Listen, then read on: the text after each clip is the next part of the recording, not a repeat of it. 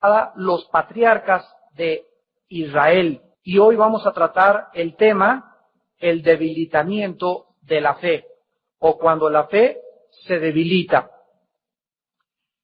Encontramos en el libro del Génesis, capítulo 12, versículo del 10 al 20, la primer caída, la primer prueba verdadera a la que Abraham se enfrenta en su caminar por fe con Dios.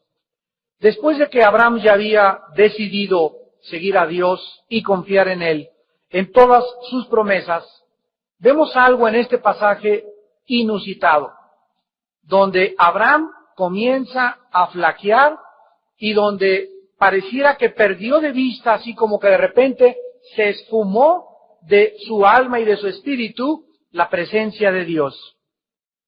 Siempre que nuestra fe se debilite, vamos a caer en muchas tentaciones y problemas, y es casi la mayor parte de nuestros sufrimientos. En este mundo todos nosotros tenemos necesidades.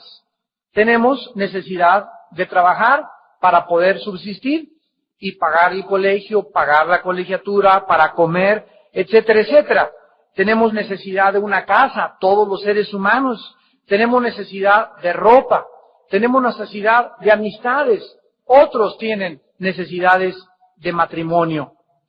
Pero cuando alguna de estas necesidades que todos tenemos se convierten en una obsesión, o cuando esta necesidad que yo tengo de dinero, pero lo quiero ya, lo trato de satisfacer robando, por ejemplo, o pidiendo prestado o endrogándome, o tengo necesidad de casarme y como lo quiero ya, escojo al muchacho o a la muchacha equivocada. Tengo necesidad de ropa, pero me embarco porque tengo tarjeta de crédito y después estoy sufriendo por pagar la tarjeta porque me quise comprar un traje que no debía haberme comprado. Cualquier forma en la que nosotros querramos satisfacer cualquiera de nuestras necesidades sin la ayuda y la dirección de Dios es una trampa segura. Y esto fue exactamente lo que le sucedió a Abraham. ¿Cómo pues tenemos que enfrentar nuestras necesidades? ¿Qué hacer cuando nos sentimos amenazados? Por ejemplo, que pierdas tu trabajo y tienes 3 bocas que mantener, más aparte tu esposo, y no hay dinero y se te cierran las puertas de las casas o las compañías o las oficinas que has tocado. ¿Qué hacer en circunstancias tales? ¿Qué hacer cuando dices ya tengo 30, 35 años ya y no me he casado? ¿Me casaré con la primera que pase? ¿Me casaré con el primer mosco que huele cerca de mi casa? ¿Qué hacer cuando nosotros enfrentamos eso y tenemos necesidad de aquello que nos está demandando? Y siempre hay nada más 2 caminos. El primero y el bíblico es confiar en Dios y en su provisión. Confiar en Dios es estar absolutamente seguro, sin ninguna duda, que Dios, si no tengo trabajo y he tocado las puertas de las oficinas y se me han cerrado las compañías, yo no puedo dudar ni siquiera un segundo en que Dios me va a abandonar sin comer y sin llevarles de comer a mis pollitos. Si tengo 30, 33 años y no hay pasa el camión, no pasa la ruta 100 ni las peceras, entonces tengo que tener la absoluta seguridad de que no es el tiempo de Dios para mi matrimonio. No es el tiempo de Dios para casarme. Y no voy a ceder a la presión, ni de mi hermano, de mi familia, que ya se te pasó el camión y ya cásate, ya tienes tantos años. No me importa nada porque si cedemos a la presión, quitamos nuestros ojos del Altísimo. Tenemos que aprender a confiar en Dios, no importa la necesidad que estemos atravesando, pero no vamos a caer en una trampa. Y la otra opción es hacer lo que tú quieres. Es enfrentar el problema y siempre vas a darte cuenta que si tú enfrentas y te vuelves al mundo y a los consejos del mundo, en lugar de confiar en Dios, es una trampa segura, porque esta segunda opción es la que más ha hecho sufrir a los seres humanos en esta vida. Cuando comenzamos a debilitar nuestra fe, siempre iremos cuesta abajo. Y lo más precioso que Dios nos ha dado es la fe. Es tan importante que dice primera de Juan 5, 4 y 5, que todo aquel que es hijo de Dios vence al mundo. Fíjense ustedes, tienes un arma que vence al mundo, vence las tentaciones de robar, vence las tentaciones de casarme equivocadamente, venzo en todas las áreas de mi vida, y lo que me hace vencer es la fe. Lo que me lleva de victoria en victoria es confiar en Dios, seguir confiando en Dios y no darme por vencido. Esta es nuestra victoria, nuestra fe. Es tan importante la fe que dice en 2 de Pedro 1, que a través de la fe somos sostenidos por el poder de Dios.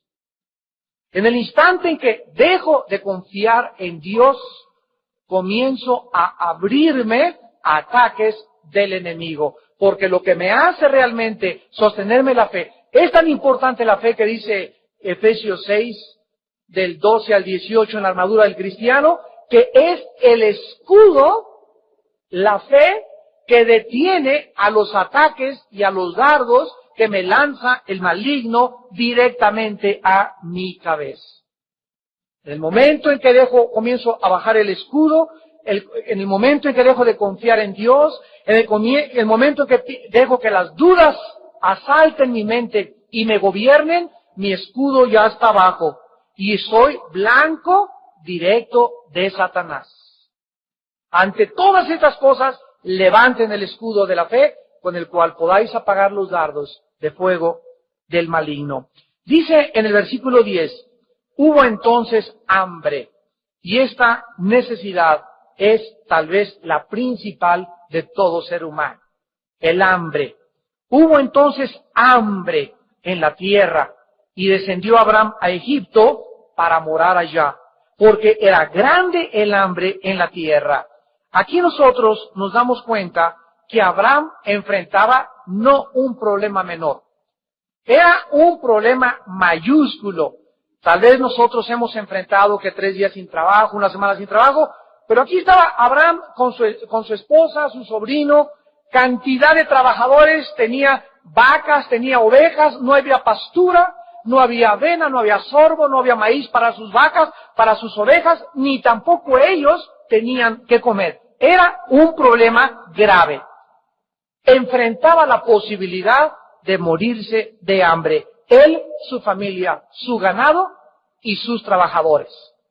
Podemos imaginarnos la presión tan grande que tuvo Abraham, porque él era en la cabeza de todo ese pequeño regimiento con el cual había salido desde la tierra de Ur de los caldeos.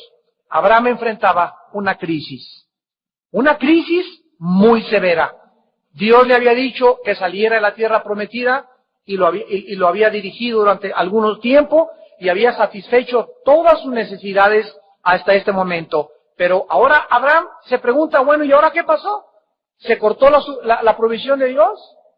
¿Ya hasta aquí me ayudaste, Señor? ¿Y ahora qué hago de aquí en el futuro? ¿Me quedo aquí a esperar a que me alimentes o voy a usar mi sabiduría y tal vez en Egipto allá pueda darme de comer y voy para allá? La orden de Dios no era que se fuera a Egipto, la orden de Dios era que peregrinara por la tierra de Canaán.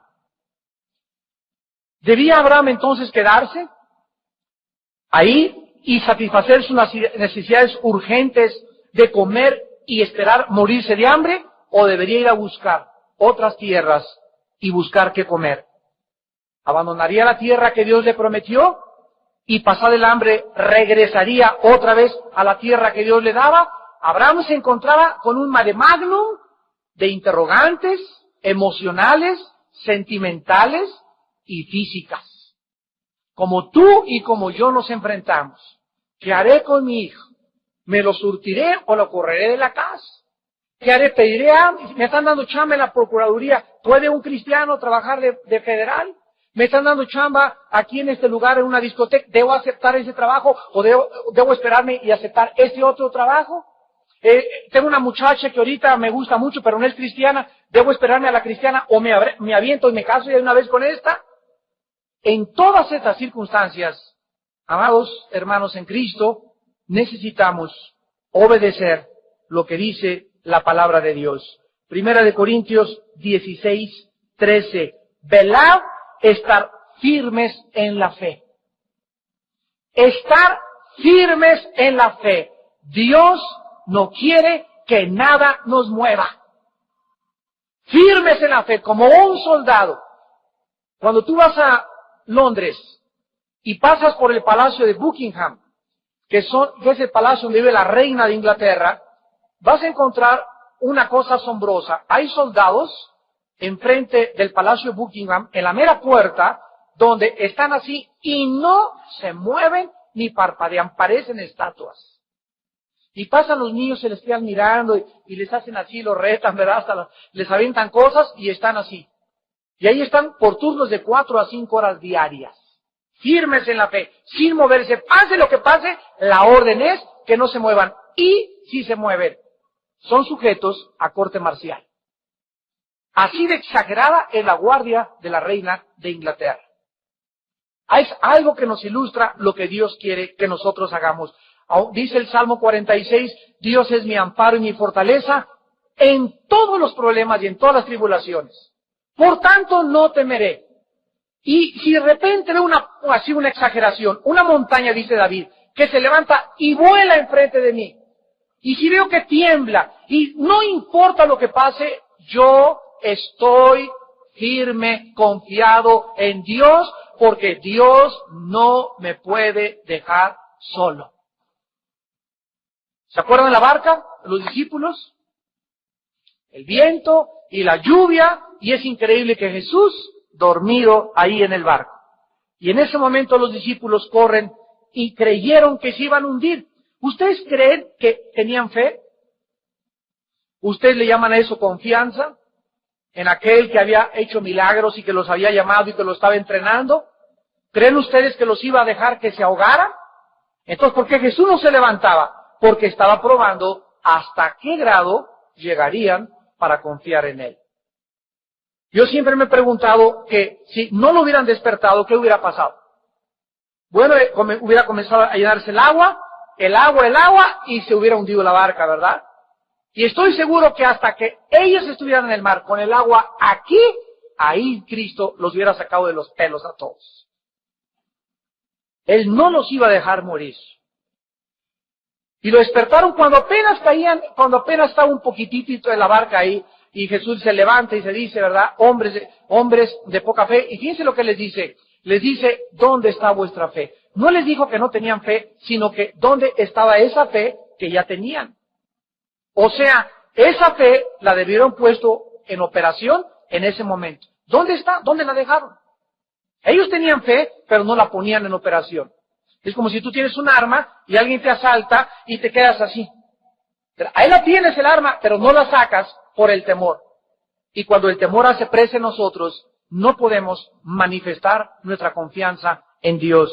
Abraham se llenó de temor. Dice Hebreos 10:23, mantengamos firme sin fluctuar, sin hacernos a un lado ni a otro lado, la profesión de nuestra esperanza, porque fiel es el que prometió.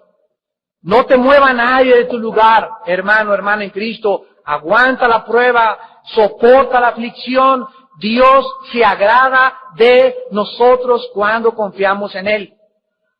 Cuando no nos movemos, cuando seguimos creyendo que Él nos va a ayudar, dice Primera de Pedro 5, del 8 al 9, sean sobrios y velen, porque vuestro adversario el diablo, como león rugiente, anda alrededor buscando a quien devorar, al cual resistir firmes en la fe.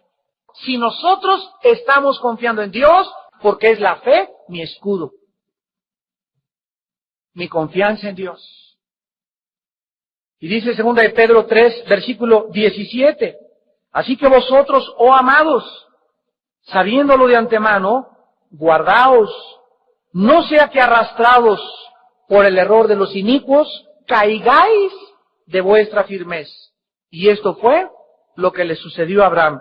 Cayó de su firmeza. Regresamos a Génesis, capítulo 12, versículo 10, otra vez. Esta hambre, dice la Biblia, era muy grande en la tierra. Y Abraham descendió, vean ustedes que descendió, no subió. En el momento que nos alejamos de Dios, comenzamos a descender. Descendió a Egipto para morar allá. Al volvernos nosotros al mundo, y al ir a buscar al psiquiatra, al psicólogo, el consejo de mi suegra, el consejo de mi suegro, el consejo de personas que no son cristianas, o el consejo de la maestra de la escuela, el consejo del diputado, no importa la persona que sea y el título que tenga o el rango que tenga. Si no es cristiana, no hay nadie que pueda aconsejarme qué hacer. Escucha esto. Escucha esto, es muy importante. Al volvernos hacia el mundo y no buscar a tu pastor o a un cristiano maduro o algún misionero o alguna persona experimentada en la fe, vas a descender y te va a ir peor. Abraham no soportó la presión y tomó desgraciadamente esta mala decisión que la Biblia no nos oculta. Egipto representa al mundo controlado por Satanás. Y el mundo es un sistema de paganismo, humanismo, autosuficiencia, idolatría, inmoralidad y filosofías vanas. Así que cuando nos volteamos hacia el mundo, caemos realmente en una trampa. El profeta Isaías, en su capítulo 30 de su libro, versículo del 1 al 2, escribió: ¡ay de los hijos que se apartan, dice Jehová, para tomar consejo, y no de mí, para cobijarse con cubierta, y no de mi espíritu, añadiendo pecado a pecado. Escuchen, que se apartan para descender a Egipto, y no han preguntado de mi boca, para fortalecerse con la fuerza de Faraón, y poner su esperanza en la sombra de Egipto. La palabra ay implica dolor. Ay, van a sufrir mucho las personas, dice el Señor, que se apartan y no buscan consejo en la Biblia, no buscan consejo en los hermanos cristianos, no buscan consejo en sus pastores, sino que buscan consejo, y no de mí, dice el Señor, en otras personas. Y se cobijan, no de mi espíritu, se cobijan del mundo. Y dice que se fortalecen en la fuerza de Faraón.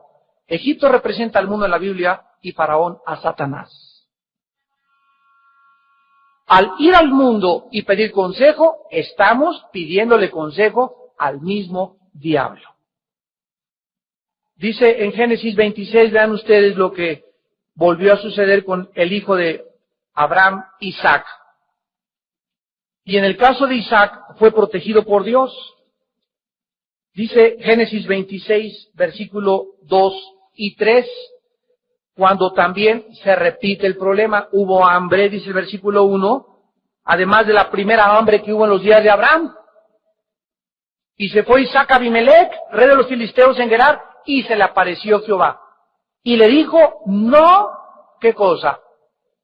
No desciendas a Egipto, habita en la tierra que yo te diré. Habita como forastero en esta tierra, y estaré contigo, y te bendeciré, porque a ti y a tu descendencia daré todas estas tierras, y confirmaré el juramento que hice a Abraham, tu padre. La orden es, quédate aunque hay hambre. Está temblando, no te muevas. Se te pasó el tiempo de casarte, sigue confiando en mí. No hay trabajo, sigue confiando en mí. Vas a ver un gran milagro, dice el Señor. ¿Cómo puede Dios mostrarnos que es un Dios milagroso si no es a través de nuestras necesidades? Una vez me dijo una muchacha, oye hermano, es que tengo 36 años y no me he casado. Ahora que estuve en Guadalajara la semana pasada en el Congreso. Le dije, perdón, ¿saben? Íbamos mi esposa y yo en el avión.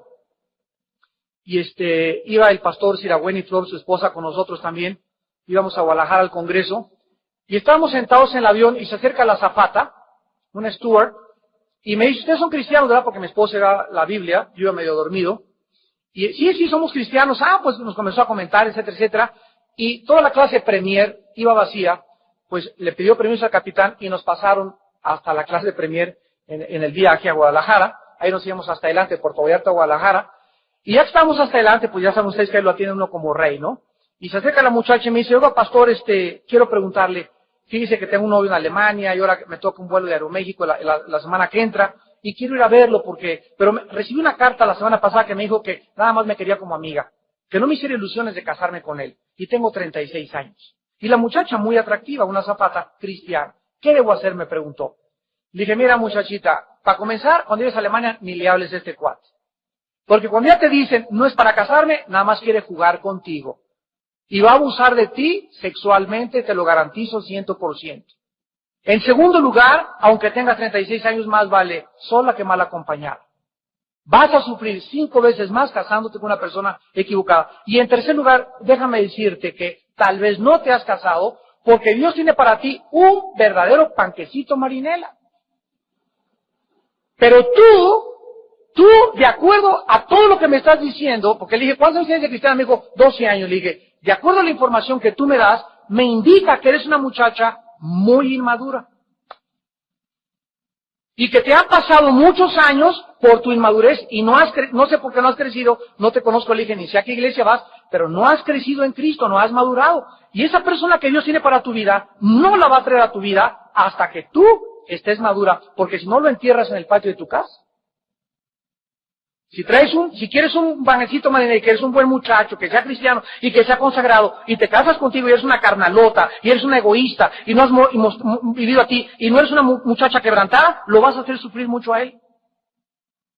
Entonces, por eso Dios te ha salvado. Entonces, ojalá que te cases a los 38 hasta los 40. Pero tienes que madurar. Dios te ha bendecido en lugar de haberte maldecido. Y por eso no te ha presentado a esa persona. Y así nos pasa a todos nosotros en la vida. Cuando nosotros no confiamos en Dios, nos volvemos al mundo y entonces recogemos nuestra cosecha. Dice el versículo 11 al 16, el pecado en que cayó Abraham, al haber buscado ayuda en Egipto y no en Dios. Y aconteció que cuando estaba para entrar en Egipto, dijo a Sarai su mujer, he aquí ahora conozco que eres mujer de hermoso aspecto. Y cuando te vean los egipcios, dirán, su mujer es, y me matarán a mí, y a ti te reservarán la vida. Ahora pues, di que eres mi hermana, para que me vaya bien por causa tuya, y viva mi alma por causa de ti. Y aconteció que cuando entró Abraham en Egipto, los egipcios vieron que la mujer era hermosa en gran manera. También la vieron los príncipes de Faraón y la alabaron delante de él. Y fue llevada la mujer a casa de Faraón.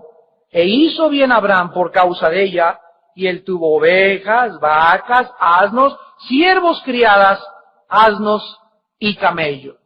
Este paso es inevitable. Una de las cosas que hace que la Biblia sea la palabra de Dios es que la Biblia no esconde los pecados de los más grandes hombres de Dios, y esta es una prueba más de su inspiración divina. Todas las novelas de Shakespeare y Oscar Wilde, los literatos, etcétera, etcétera, hacen a los hombres héroes, exaltan a las heroínas y a los héroes y a los hombres, pero la Biblia nos muestra al ser humano tal y como él es.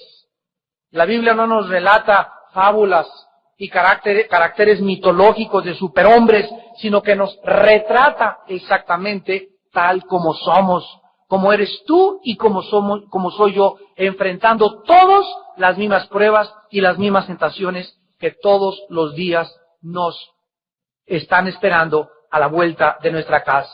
En 1 Corintios 10, 11 y 12 dice la Biblia, estas cosas, las cosas del Antiguo Testamento, han acontecido como ejemplo y están escritas para amonestarnos a nosotros que hemos alcanzado los fines de los siglos. Así que el que piense estar firme, mire que no caiga.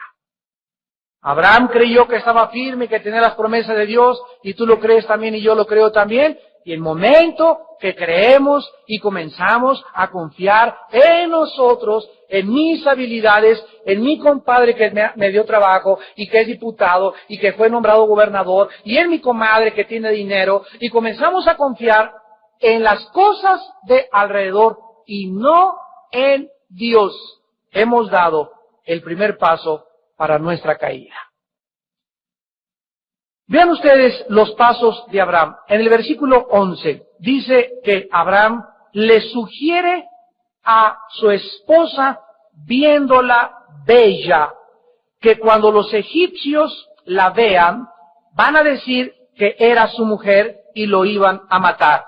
Vemos en primer lugar que Abraham pensó en el mal y sugirió una maldad a su esposa. Mientras se acercaban a Egipto, siempre me he preguntado por qué Abraham, hasta que iban a entrar a Egipto, descubrió que su esposa era bellísima. Dice un dicho muy famoso mexicano: nunca sabe nada uno lo que tiene hasta que lo pierde. Nunca te das cuenta que tenías un hijo precioso, o que ese marido que tenías, o esa mujer que tenías, o esa cosa que tenías valía la pena hasta que lo perdemos. Y aquí nos damos cuenta que Abraham de repente se le queda mirando y, caray, de veras estás bonita, ¿eh? Estás bien chulita. Y aquí nos recordamos, ¿verdad?, que en esos días, tenemos que ubicarnos en el contexto histórico, en esos días era un paganismo y una inmoralidad increíble y tremenda, y él era uno de los pocos creyentes en toda la tierra. En esos días la vida no valía nada, como en Veracruz. La vida era barata, tan barata que las pasiones y los deseos carnales eran más valiosos que la vida humana. Si alguien deseaba algo, quiero esa mujer, la tengo. Y me gusta esa chamaquita, la tengo. Llegaban hasta el crimen para obtenerlo. Y a la mayoría de los hombres en esa época, y creo que se parece bastante a la nuestra, no les importaba tampoco que una mujer fuera casada. Así que si los egipcios, al entrar Abraham con su esposa, veían que estaba casada, no les iba a importar, lo iban a matar a él, con tal de obtenerla a ella. ¿Cuál fue el plan? Bueno, le dice Abraham a su esposa: diles que eres mi hermana. Y realmente no estaba hablando con la mentira, porque en Génesis 20:12 la Biblia nos dice que Sarai era media hermana de Abraham. A la verdad, dice Génesis 20:12, también es mi hermana, hija de mi padre, mas no hija de mi madre, y la tomé por mujer. Abraham y Sarai eran hijos del mismo padre, pero no tenían la misma madre. Estaba casado Abraham con su media hermana. Y sabemos que esta situación se continuó hasta que Dios le dio la ley en el monte Sinaí a Moisés, donde ahí prohibió el incesto y las relaciones hasta con los primos, hermanos y primos segundos. Mientras la raza humana se propagó, Dios permitió esta clase de relaciones, hasta el día en que entonces Dios dio la ley. En segundo lugar, Abraham pensó egoístamente. Miren ustedes el ego de Abraham. Versículo 12. Cuando te vean los egipcios, dirán: su mujer es, y me matarán a mí, y a ti te reservarán la vida. Ahora pues di que eres mi hermana, para que me vaya bien por causa tuya. Mira nada más que ego. Esto es increíble, ¿verdad? Para que me vaya bien por causa tuya, y viva mi alma por causa de ti. Esta forma de pensar solamente en sí mismo y no en lo que le pudiera pensar a su esposa es el pensamiento clásico actualmente de la mayor parte de los seres humanos. La mayor parte de los maridos piensan solamente en sí mismos. No piensan, pues me voy a divorciar, no piensan si los hijos van a ser infelices o si la mujer va, no, yo voy a ser feliz y ahí te dejo. No me importa que llegue a las 12 de la noche y tu esposa no sepa dónde andas, no le hablas por teléfono a las 10, ahí voy, mi amor, ni nada, porque no te interesa un comino tu esposa. Vas y sales con ella en la carretera y ahí va la esposa muriéndose de frío en la carretera y el otro con una chamarrota de borregote, así parece oso.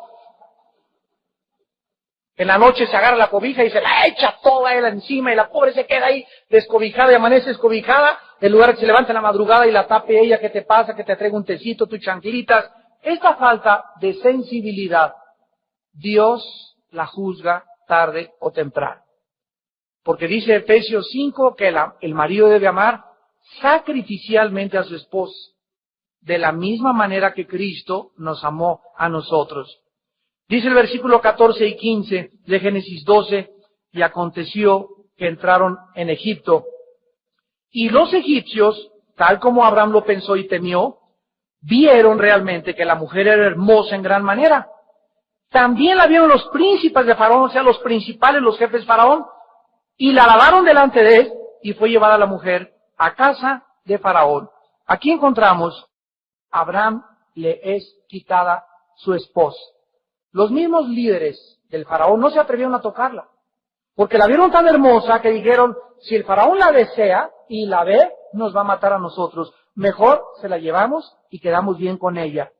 Abraham dejó que le quitaran a su mujer y ni siquiera opuso resistencia, y Sarai fue llevada a la corte imperial. Versículo 16. E hizo bien Abraham, o sea el Faraón, por causa de ella, ovejas, vacas, asnos, siervas, criadas, asnos y camellos. Aquí encontramos que Abraham consintió en vender a su esposa. Pasantito, ¿verdad? El padre de la fe. El ejemplo para todos nosotros. Y tú puedes decir, no, pues yo le gano a Abraham entonces. Porque yo no he vendido a mi esposa todavía, ¿verdad? No, espérate. Vemos pues este matrimonio atrapado por haber ido al mundo, por los lazos del mundo, donde el mismo Abraham estaba empujando a su esposa a una trampa mortal. Y todo por tratar de evitar que él fuera asesinado, pero por no haberse quedado en la situación donde Dios le dijo que no se moviera. Cualquier persona que se mueva de la situación que Dios le manda, cae en una trampa mortal. Versículo 17 al 20. Mas Jehová, bendito Padre, bendito sea Señor, porque siempre te tiene misericordia de nosotros y acudes a nuestra ayuda cuando nosotros vamos a caer. Jehová hirió a Faraón y a su casa con grandes plagas por causa de Sarai, mujer de Abraham. Aquí nos damos cuenta que Dios juzga inmediatamente a este hombre y acude sobrenaturalmente en su misericordia a salvar a Sarai y a Abraham. Aparentemente Faraón cuestionó a Sarai y Sarai le dijo la verdad al Faraón. Porque dice el versículo 18 que entonces Faraón llamó a Abraham y le dijo, ¿qué es esto que me has hecho conmigo? ¿Por qué no me declaraste que era tu mujer? ¿Por qué dijiste, es mi hermana, poniéndome en ocasión de tomarla por mí para mujer? Ahora pues, he aquí tu mujer, tómala y vete. Entonces Faraón dio orden a su gente acerca de Abraham y le acompañaron y a su mujer con todo lo que tenían. Vean ustedes que Dios no solamente juzga a Faraón, sino que Abraham juzga a Abraham y a su esposa. Faraón trajo a Abraham a un lugar de juicio. Y observemos nosotros a continuación el juicio y la corrección y el castigo que tuvieron que sufrir. Abraham y Sarai fueron expuestos públicamente por sus mentiras, porque ahí en la corte todo se hacía abiertamente. Fueron expuestos públicamente de su deseo de planear juntos el adulterio. Fueron reprendidos públicamente por el mundo pagano. Los no creyentes los juzgaron a ellos. Los expulsaron públicamente de Egipto, fuera de Egipto. Tuvieron vergüenza pública y tuvieron que regresar a su lugar de origen, Canaán, y enfrentar el problema que desde el principio los arrojó a Egipto, enfrentar el hambre con vergüenza, vituperados, burlados y desechados por por los mismos no creyentes. Vamos a meternos en los zapatos de Abraham y de Sara, porque en este momento ellos comenzaron a atravesar. Imaginemos todo esto que atravesaron, la vergüenza de todo lo que le hicieron en Egipto. Imagínense qué sentimientos cruzaban su corazón. En primer lugar, una intensa culpa y remordimiento. En segundo lugar, sentimientos profundos de fracaso. He fracasado. Me metí con el hombre que no debía, me metí con la mujer que no debía, hice el negocio que no hice. Un sentimiento profundo de fracaso. En tercer lugar, pensamientos de duda de, a lo mejor ya Dios ya no me vuelve a bendecir. A lo mejor ya Dios ni me quiere ver. Y en cuarto lugar, pensamientos en que a lo mejor Dios ya no cumpliría sus promesas en sus vidas. Así es, los dos fracasaron miserablemente. Uno por metiche y la otra por achichincle. Porque Abraham también, la Saraí también tuvo bastante culpa. Los dos se habían deslizado en aguas turbias, cenagosas y profundos de pecado que los habían alejado realmente de Dios. Estaban ahora avergonzados ante Dios, ante Egipto y ante sus propios trabajadores. Toda la gente que estaba ahí los acompañaba se dieron cuenta del espectáculo público tan bochornoso en que ellos habían atravesado. Dice en Deuteronomio capítulo 8, versículo 5, reconoce a sí mismo en tu corazón que como castiga el hombre a su hijo, así Jehová tu Dios te castiga. La Biblia nos muestra que Dios no puede permitir que sus hijos vivan sin ser disciplinados. Dios tuvo que disciplinarlos, Dios tuvo que castigarlos y ellos cometieron un pecado muy grande. Pero se nos olvida que ese pecado tan grande que cometieron, lo cometieron también el rey David. Y lo cometió Sansón. Y lo cometió el apóstol Pablo. Y lo cometió el apóstol Pedro. Y la mayor parte de los hombres de Dios en la Biblia cayeron en el pecado.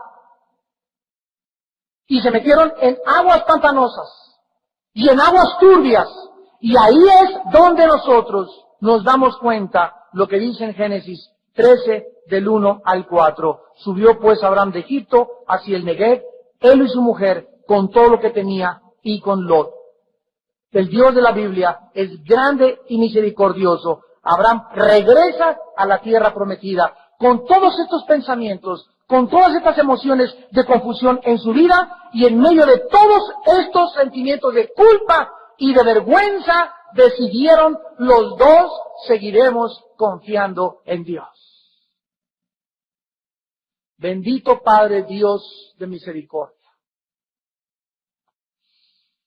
¿Qué haría Dios, dice los Salmos, si Él mirara al pecado? ¿Quién podría sostenerse en pie?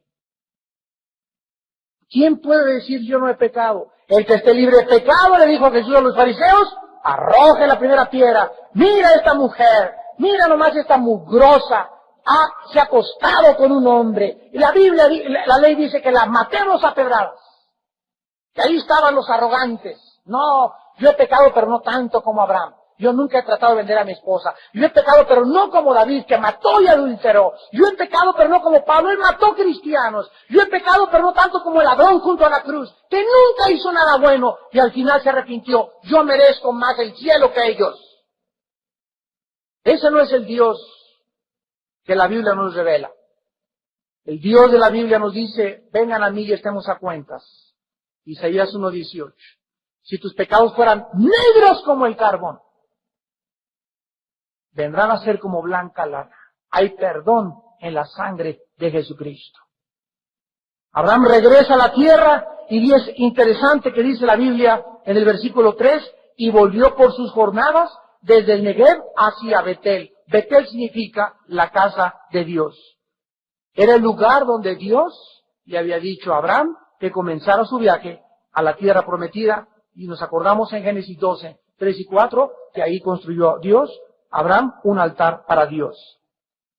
Todo creyente que reconoce que ha debilitado su fe en esta noche, y los que nos ven a través de la televisión también, Toda persona que en esta noche haya caído en una trampa por haberse alejado de Dios y haber confiado en el mundo, tiene solamente un camino. Y este camino es arrepiéntete. Arrepiéntete con todo tu corazón. Reconoce que has fallado. Reconoce que has fracasado. Reconoce que te has alejado de Dios. Reconoce que estás en una situación en la que estás bien débil en la carne y vas a caer. Si tú en esta noche no gritas, Señor, sálvame, ayúdame Jehová, vas a caer. Y te vas a lamentar y vas a sufrir muchísimo. Si tú en esta noche no le dices a Dios, Padre, quítame este hombre de mi vida que me anda frecuentando, o quítame esta mujer, no quiero seguir saliendo con ella. Si tú no le pides a Dios ayuda, Dios no va a extender su mano todopoderoso para poder sacarte. Porque Dios siempre espera que demos el primer paso, que es el arrepentimiento. Este hecho de que Abraham haya regresado a este lugar nos muestra su arrepentimiento verdadero. Dice Génesis 13, versículo 4, al lugar del altar que había hecho allí, antes e invocó allí Abraham el nombre de Jehová. Dios salva a los contritos de espíritu y vive cerca de los quebrantados de corazón. Ningún ser humano podría levantarse ahorita y decir, este es el ejemplo que nos dejaste, este es el padre de la fe, ese es el padre de la fe.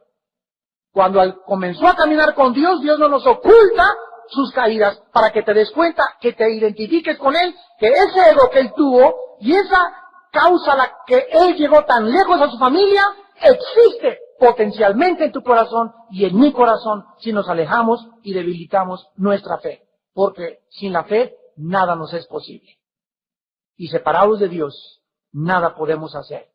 ¿Cuántos de ustedes en esta noche quieren volverse a Dios? ¿Cuántos de ustedes quieren pedirle a Dios perdón? ¿Y cuántos de ustedes quieren decirle, Señor, tengo hambre de ti? Tengo hambre de ti, tengo sed de ti. Ahora me doy cuenta que si me alejo de ti, voy a caer en pecados aún más profundos, como aquel que cayó, nuestro padre de la fe, Abraham. Oremos.